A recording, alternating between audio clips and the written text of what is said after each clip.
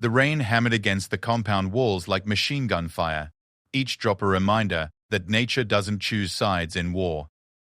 Inside the briefing room, 12 of the military's most elite operators sat in silence, studying satellite images of a terrorist stronghold nestled deep in hostile territory. The mission was simple on paper but deadly in reality. Extract a high-value intelligence asset before dawn, or watch him disappear forever into the hands of enemies who specialized in making people vanish. What none of them knew was that the person who would ultimately determine their fate wasn't sitting in that room. She was 3 miles away, lying motionless on a rooftop, her finger resting beside the trigger of a rifle that had never missed its mark. The storm that raged around her wasn't just weather. It was the perfect cover for what was about to become the most talked-about military operation of the decade. They had counted her out before she even arrived. The whispers followed her through every corridor, every training ground, every mission briefing. She doesn't belong here. This isn't a place for someone like her. She'll crack under pressure. But storms have a way of revealing what people are truly made of, and this one was about to prove that sometimes the most underestimated warrior is the one you need most when everything falls apart. In 12 hours, her name would be legend. In 12 hours, those who doubted her would understand that they had been watching not just a soldier, but a force of nature disguised as a human being. The storm was just beginning, and she was ready to dance with it. Sarah Martinez had learned early in life that being underestimated was often the greatest weapon a person could possess. Growing up in a small Texas border town, she was the daughter of a mechanic and a nurse, raised on stories of hard work and harder choices. Her father would tell her that a person's worth wasn't measured by what others expected of them, but by what they demanded of themselves. It was a lesson that would carry her through the darkest moments of her life. The military hadn't been her first choice. College had been the plan, maybe pre-med like her mother suggested. But when her family's finances crumbled after her father's accident at the garage, Sarah found herself standing in a recruiter's office, staring at posters of Marines storming beaches and sailors crossing oceans. The recruiter, a weathered sergeant with kind eyes, looked her up and down and smiled. "You've got that look," he said. "Like you're carrying something heavy, but you're not about to put it down." Basic training was where she first encountered the doubt that would follow her throughout her career. Drill instructors who questioned whether she had the physical strength, fellow recruits who wondered if she was just trying to prove a point. But Sarah had something that couldn't be measured in push-ups or mile times. She had an unbreakable focus and a mind that turned obstacles into opportunities. The shooting range was where everything changed. The first time she picked up a rifle, something clicked into place. It wasn't just about accuracy, though. Her shots consistently found their marks. It was about understanding the weapon as an extension of herself, feeling the weight of responsibility that came with each round. Her instructors noticed immediately. Where other recruits struggled with breathing techniques and trigger control, Sarah seemed to have an intuitive understanding of ballistics and wind patterns.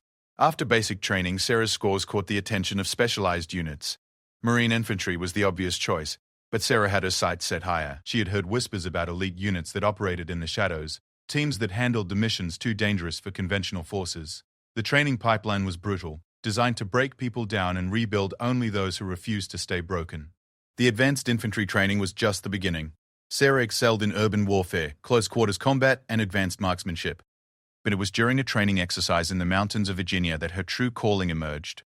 The scenario was simple: neutralize multiple targets at varying distances while under simulated fire. Other candidates rushed their shots, made errors under pressure. Sarah took her time, controlled her breathing, and methodically eliminated each target with surgical precision. Her instructor, a grizzled veteran with 30 years of experience, pulled her aside after the exercise. "I've seen a lot of shooters in my time," he said, studying her with curious eyes. "Most people, they learn to shoot. Some people are born to it. But you're different. You don't just hit targets, you understand them. You see what others can't see." It was the first time anyone in the military had recognized what Sarah had always known about herself. "I dared to say that comment." She wasn't just accurate, she was gifted. The path to special operations was lined with more doubters than supporters. The physical standards were demanding enough for male candidates. But for Sarah, they seemed designed to prove a point. She carried the same pack weight on longer runs. She completed the same obstacle courses on less sleep. She endured the same psychological pressures while being scrutinized more intensely than anyone else in her class. Every mistake was magnified, every success questioned. But Sarah had learned something important during those early days. The people who doubted her weren't her real competition. Her real competition was the person she had been yesterday. Every day was a chance to become stronger, faster, more precise. She trained when others slept. She studied ballistics tables when others watched movies. She practiced breathing techniques when others complained about the food. The SEAL training pipeline was where legends were born and dreams were buried. Bud/S training had broken stronger people than Sarah, but she approached it with the same methodical precision she brought to everything else. The cold water of Hell Week couldn't freeze her determination. The sleep deprivation couldn't cloud her focus. The instructor's constant harassment couldn't shake her belief in herself. It was during a night navigation exercise that Sarah first earned the respect of her classmates. The team had been dropped in unfamiliar terrain with limited equipment and given coordinates to reach before dawn. Other candidates were struggling with their compasses, making wrong turns in the darkness. Sarah had been studying the stars since childhood, a skill learned from camping trips with her father. She guided her team through the wilderness, reaching their objective hours before any other group. But it was her performance during advanced weapons training that truly set her apart. The final test required candidates to engage targets at distances up to 1,200 meters while factoring in wind speed, elevation changes, and moving obstacles. Sarah didn't just pass the test, she redefined it. Her shots were so consistently accurate that instructors began using her targets as examples for future classes. The sniper school selection process was brutal. Out of hundreds of candidates, only a handful would be chosen for specialized training. Sarah's marksmanship scores were undeniable, but questions remained about her ability to handle the psychological aspects of precision shooting. Taking a life from a distance required a different kind of mental strength, one that instructors weren't sure could be taught. Sarah's psychological evaluation revealed something that surprised even experienced military psychologists. She didn't show the detachment that some snipers developed. Instead, she demonstrated a profound understanding of responsibility. Every shot she would ever take would be calculated not just for accuracy, but for necessity. She understood that her role wasn't about killing, but about protecting the lives of people who couldn't protect themselves. The final months of her training pushed Sarah to limits she didn't know existed. She learned to remain motionless for hours while maintaining perfect focus. She studied weather patterns like a meteorologist and terrain features like a geologist. She developed the patience to wait for the perfect shot and the wisdom to know when not to take one at all. When graduation day arrived, Sarah stood among a class of 12 newly certified snipers. She was the only woman, a fact that the media would later emphasize. But for Sarah, gender had become irrelevant. She had earned her place through skill, dedication, and an unwavering commitment to excellence. The doubt that had followed her through training was still there, waiting in the shadows of her next assignment. Her first deployment would come sooner than expected. Intelligence reports indicated that a high-priority target had been located in a hostile region, and a specialized team was being assembled for extraction. The mission would require precision, patience, and the kind of shooting that could only be accomplished by someone who had spent years perfecting their craft. Sarah packed her gear with the same methodical care she brought to everything else. Her rifle, a custom-modified weapon that she had spent months adjusting to her exact specifications, was cleaned and zeroed one final time. The scope had been calibrated for the environmental conditions they expected to encounter. Every piece of equipment had been tested and retested. As the transport aircraft lifted off into the stormy night sky, Sarah stared out at the darkness ahead. Somewhere in that hostile territory was a mission that would define her career and possibly her life. The people who had counted her out were about to learn what she was truly capable of. The storm that awaited them would be more than just weather. It would be a test of everything she had trained for, everything she believed about herself. The aircraft banked toward their destination, carrying Sarah toward a moment that would change not just her own life, but the lives of everyone who had ever been told they didn't belong. The storm was waiting, and Sarah Martinez was ready to meet it head-on. The helicopter touched down on the makeshift landing zone just as the first drops of rain began to fall. Sarah felt the familiar weight of her equipment as she stepped onto foreign soil for the first time as a qualified sniper. The air was thick with humidity and tension, carrying the scent of approaching storm clouds and distant smoke from cooking fires in the villages below. Her team leader, Commander Jackson, was a 15-year veteran who had seen more combat than most people saw movies. He looked at Sarah with the kind of measured respect that was earned, not given. "Martinez," he said, his voice barely audible over the helicopter's departing rotors. "Your hide site is 3 clicks north of the compound. You'll have overwatch on the primary extraction route and backup coverage on the secondary. Weather's going to be hell, but that might work in our favor. He paused, studying her face in the dim light. This isn't training anymore. Everything you've learned, everything you've prepared for, it all happens tonight. Sarah nodded, checking her equipment one final time. Her rifle case was secured, her range cards were laminated against the weather, and her communication gear was tested and ready. She had studied the satellite images for weeks, memorizing every building, every road, every potential line of sight. The compound where their target was being held sat in a valley surrounded by hills, like a bowl waiting to be filled with violence. The hike to her position took Sarah through terrain that shifted from rocky outcroppings to dense vegetation, each step taking her further from the safety of her team and deeper into hostile territory.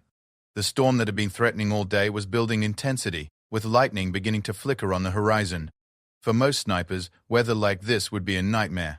For Sarah, it was perfect camouflage. The sound would mask her movement, the darkness would hide her position, and the chaos would give her team the cover they needed. Reaching her designated hide site, Sarah began the methodical process of setting up her position. The spot had been chosen for its commanding view of the valley and its natural concealment among a cluster of large rocks and scrub vegetation. She arranged her equipment with practiced efficiency, each item placed exactly where muscle memory would find it in the darkness. Her rifle was assembled and positioned, the bipod legs adjusted to account for the slope of the ground. As Sarah settled into her position, she began the mental checklist that had become second nature during her training. Range to the compound, 847 meters. Wind speed, variable but increasing from the southwest. Temperature, dropping as the storm approached. Humidity, rising significantly. All factors that would affect the trajectory of her shots if the mission required them. The communication check with her team confirmed that everyone was in position. The assault team was hidden in a drainage culvert, 200 meters from the compound's eastern wall. The extraction team waited with their vehicles on a dirt road that would become their escape route. The intelligence analyst monitored radio frequencies for any sign that their presence had been detected. Sarah was their eyes and ears, the guardian angel, watching over them from her perch in the rocks. Through her scope, Sarah could see the compound clearly despite the growing darkness. The building was a converted warehouse with concrete walls and a flat roof, surrounded by a chain-link fence that looked more decorative than defensive. 2 guards patrolled the perimeter with the casual attitude of men who had never been seriously threatened. Lights from windows suggested that people were moving around inside, but the exact number and location of hostiles remained unknown. The target they had come to extract was Dr. Michael Chen, a chemical engineer who had been working on water purification systems in refugee camps when he was kidnapped by a terrorist cell 3 weeks earlier. Intelligence indicated that he was being held for his expertise in industrial chemistry, knowledge that could be used to create devastating weapons. The mission brief had been clear. Extract Dr. Chen alive, eliminate any threats to the operation, and leave no trace of their presence. Sarah adjusted her scope's focus as the first heavy raindrops began to fall. The storm was arriving ahead of schedule, which would complicate the mission but also provide additional cover. She could see the guards becoming less attentive as they sought shelter from the increasing precipitation. One of them lit a cigarette under the overhang of a small guardhouse, the brief flame illuminating his position perfectly. The radio crackled softly in Sarah's ear. Overwatch, this is Alpha Team. We have movement inside the building. Looks like they're preparing to relocate the package. The voice belonged to Sergeant Williams, the team's point man, who had worked his way close enough to the compound to observe through the windows. Sarah trained her scope on the building, searching for any sign of Dr. Chen or his captors. Through a second-floor window, Sarah could make out several figures moving around what appeared to be a makeshift interrogation room. One man, shorter and slighter than the others, was seated in a chair with his hands bound behind his back. Even at this distance, Sarah could see that he had been beaten. The other figures in the room were clearly armed, their weapons visible as they paced around their prisoner. "I have eyes on the package," Sarah whispered into her microphone. "Second floor, northwest corner room. At least 3 hostiles in the immediate area. Package appears to be restrained but mobile." The information would help her team plan their approach, but Sarah knew that the situation could change rapidly once the operation began. Commander Jackson's voice came through the radio with calm authority. "All teams, prepare for insertion. Weather window is closing faster than expected. We go in 5 minutes." Sarah felt her heart rate steady into the focused rhythm she had learned to control during training. This was the moment when all the preparation would either pay off or prove insufficient. The storm arrived with unexpected ferocity just as the assault began. Rain turned from drops to sheets of water that reduced visibility to mere meters. Lightning illuminated the compound in stark, brief snapshots that made everything look like a black and white photograph. Thunder masked the sound of the assault team's movement as they approached the eastern wall. Sarah watched through her scope as the first phase of the operation unfolded. The assault team moved with practiced precision, cutting through the fence and advancing toward the building. The guards, caught off guard by the sudden intensity of the storm, were focused on staying dry rather than watching for threats.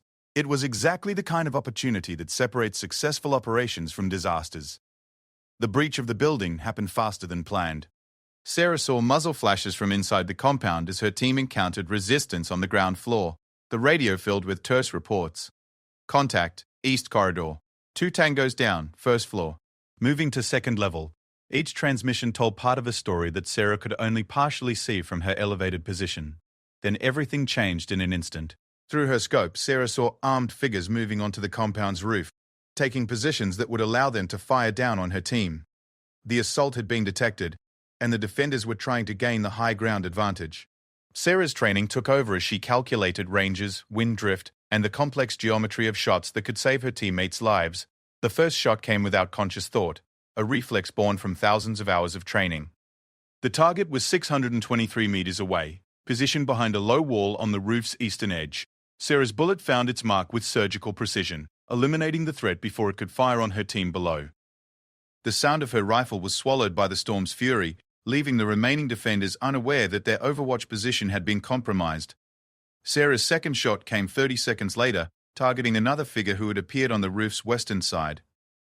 This shot was more challenging, requiring her to account for the increasing wind speed and the target's movement as he tried to establish a firing position. The bullet traveled through the storm-torn air and found its target, removing another threat to the extraction team. The radio crackled with urgent updates from inside the building. Package located. He's injured, but mobile. We need that exit route clear now. Sarah could see vehicles approaching the compound from the south, headlights cutting through the rain like angry eyes. Reinforcements were arriving faster than anticipated, and the extraction window was closing rapidly. From her position, Sarah could see her team emerging from the building with Dr. Chen supported between 2 operators. The wounded engineer was conscious but clearly struggling to move under his own power. The storm that had provided perfect cover for their insertion was now making their escape more dangerous, turning the dirt roads into muddy obstacles that could trap their vehicles. Sarah provided overwatch as the extraction team loaded Dr. Chen into their armored vehicle and began the treacherous journey toward the evacuation point. Her scope tracked the convoy as it navigated the increasingly difficult terrain, while her radio monitored the communications that would guide them to safety. The mission was succeeding, but success in special operations is measured in margins that can disappear in seconds. The pursuing vehicles were gaining ground despite the difficult conditions. Sarah could see armed figures in the back of pickup trucks, their weapons trained on the fleeing extraction team. The range was long for most rifles, but well within Sarah's capabilities. She began the careful process of engaging multiple targets while they were in motion, a skill that required predicting where vehicles would be when her bullets arrived, rather than where they were when she fired. Sarah's shots came in measured succession, each one calculated to disable the pursuing vehicles rather than simply eliminate their occupants. Tires exploded, engines seized, and windshields shattered, as her bullets found their marks with mechanical precision. The pursuit faltered as vehicles skidded off the muddy road or ground to a halt with disabled engines. The extraction team reached the helicopter landing zone just as the storm reached its peak intensity. Sarah maintained her position, providing security overwatch as her teammates and their rescued target boarded the aircraft. The helicopter's rotors churned the storm-laden air into a maelstrom of wind and rain, but the pilot held his position with steady hands and years of experience flying in impossible conditions. As the helicopter lifted off with its precious cargo, Sarah began the process of breaking down her position and preparing for her own extraction. The secondary pickup point was 2 kilometers away through terrain that had become treacherous in the storm. But Sarah had accomplished something that night that would be talked about in military circles for years to come. She had proven that skill, preparation, and unwavering focus could overcome any doubt or obstacle. The storm that had seemed like nature's attempt to stop their mission had instead become their greatest ally. Sarah moved through the darkness toward her extraction point, carrying with her the knowledge that she had saved lives and completed an impossible mission. The people who had counted her out were about to learn that they had been watching not just a soldier, but a force of nature who had learned to dance with the storm itself. The helicopter carrying Dr. Chen disappeared into the storm-darkened sky, leaving Sarah alone on the mountainside with 2 kilometers of hostile territory between her and safety. The extraction had been successful, but her part in the mission was far from over. Intelligence reports indicated that enemy forces were converging on the area, searching for any trace of the American team that had penetrated their stronghold and stolen their valuable prisoner. Sarah moved through the darkness with the fluid grace of someone who had learned to become one with the terrain. Every step was calculated, every pause deliberate. The storm that had been their ally during the operation was now a double-edged sword, providing concealment while making movement treacherous. The rocky slopes had become slippery with rain, and the usual landmarks were obscured by sheets of water that turned the familiar into the unknown. Her radio maintained intermittent contact with the command center, static-filled updates that confirmed what Sarah already suspected. Enemy search teams were methodically combing the area, using vehicles and foot patrols to grid search every possible escape route. They knew that American forces had been responsible for the rescue, and they were determined to capture or eliminate anyone involved in the operation. Sarah's training had prepared her for solo movement through hostile territory, but the reality was more challenging than any exercise. She carried enough supplies for 3 days of independent operation, but every ounce of weight mattered when navigating difficult terrain in adverse weather. Her rifle, the tool that had made the mission's success possible, now felt like a burden that could slow her escape. The first enemy patrol appeared just after midnight, their flashlight beams cutting through the rain like seeking fingers. Sarah went to ground behind a cluster of boulders, controlling her breathing while armed figures passed within meters of her position. She could hear their voices despite the storm, angry words in a language she didn't understand but whose meaning was clear. They were hunting her with the intensity of people who had been professionally embarrassed. Sarah waited until the patrol moved past before continuing her movement towards the extraction point. The route took her along a ridgeline that offered concealment, but exposed her to the full fury of the storm. Wind speeds had increased to dangerous levels, and lightning struck the higher elevations with frequency that made her metal equipment a liability. She needed to find shelter, but stopping meant losing precious time and allowing the search net to tighten around her. A small cave system offered temporary refuge from both the weather and the searching patrols. Sarah squeezed into the narrow opening, barely wide enough for her body and equipment. The cave extended back into the hillside far enough to provide complete concealment, but the damp stone and confined space reminded her uncomfortably of a tomb. She used the time to check her equipment, clean her weapons, and study her maps by the dim light of a red-filtered flashlight. The radio finally crackled with clear communication as the storm began to weaken. Ghost Actual, this is Control. Enemy forces have established checkpoints on all primary extraction routes. Secondary pickup point is compromised. Moving to tertiary location. ETA to new coordinates is 4 hours. The message meant that Sarah's journey to safety had just become significantly longer and more dangerous. The tertiary extraction point was located in a valley on the opposite side of the mountain range, requiring Sarah to traverse terrain that would challenge even experienced mountaineers under ideal conditions. The route would take her through areas where enemy patrols were likely to be concentrated, across open ground that offered little concealment, and over elevations that would test her physical conditioning to its limits. Sarah emerged from the cave system as dawn approached, the storm finally beginning to exhaust itself after hours of fury. The clearing weather would make movement more dangerous by reducing her concealment, but it would also improve visibility and make navigation more reliable. She could see the mountain peaks that marked her destination, distant silhouettes against a sky that was slowly lightening from black to deep purple. The descent from the ridgeline required careful route selection to avoid areas where enemy forces were most likely to establish observation posts. Sarah moved from cover to cover, using the natural terrain features to mask her movement. Her progress was slower than she would have preferred, but speed without security would have been fatal in hostile territory, where a single mistake could compromise everything. 2 hours after leaving the cave, Sarah encountered her first serious obstacle. A vehicle checkpoint had been established at the only bridge crossing a swollen river that the storm had turned into a raging torrent. Enemy soldiers had positioned themselves to observe all approaches to the crossing point, making it impossible to reach the bridge without being detected. Sarah would have to find another way across the water. The river was running higher and faster than normal, carrying debris from the storm that made swimming dangerous even for someone with Sarah's training. But upstream from the checkpoint, she found a narrower section where fallen trees created a natural bridge across the rushing water. The crossing would be risky, requiring her to traverse slippery logs while carrying her full equipment load, but it was her only option. Sarah secured her rifle and pack with extra care before attempting the crossing. The logs were slick with rain and moss, providing minimal purchase for her boots. The sound of rushing water below masked any noise she might make, but it also meant that a fall would likely be fatal. She moved across the improvised bridge with the focused concentration she had learned during sniper training. Each step a deliberate decision that couldn't be undone. Reaching the opposite bank safely, Sarah continued her movement toward the extraction point with renewed confidence. She had overcome the primary obstacle between herself and safety, but the journey was far from over. The terrain on this side of the river was more open, offering fewer opportunities for concealment but allowing for faster movement across the remaining distance.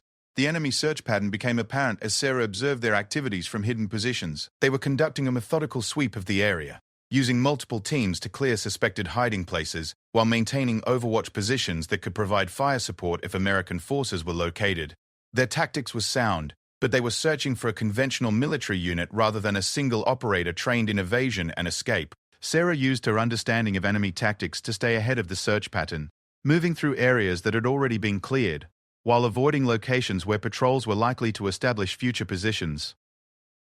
Her knowledge of military procedures, gained through years of training and study, became as valuable as her marksmanship skills in keeping her alive and undetected.